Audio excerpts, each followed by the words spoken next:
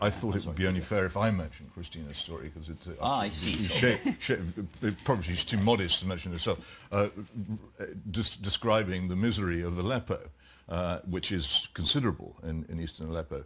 But to me, the extraordinary thing about this is the attitude we have towards it. Is that we still take a something must be done view of Aleppo, when in fact what's happening is that the very, very nasty al-Nusra front, the kind of people who a few years ago we were denouncing as al-Qaeda and regarding as hopelessly impossible Islamists, are being defeated. And that city is finally going to come to the point where there will at least be peace.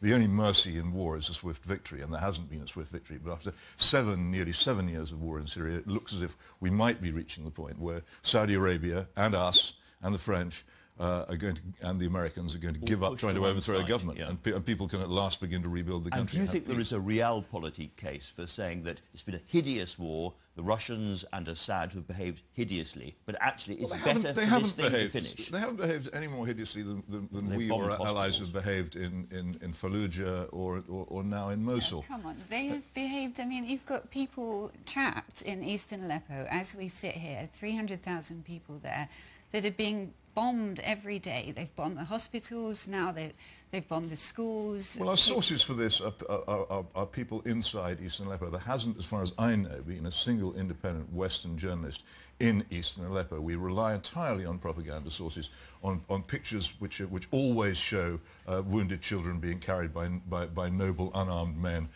in heaps of rubble, and we rely on this and we take it as read. You never see any of this kind of reporting from Mosul or from Fallujah, where similar things have happened, which have been done by our side. Yeah. And this blackening of the Russians just seems to me to be particularly ridiculous. Well, the thing is nearly over. We should be pleased at least that they can start rebuilding. I was in Syria a few weeks ago and I saw Assad, and he's very confident because he has created a situation where it is looking like a choice between him and If I had Putin at my shoulder, I'd be very confident too.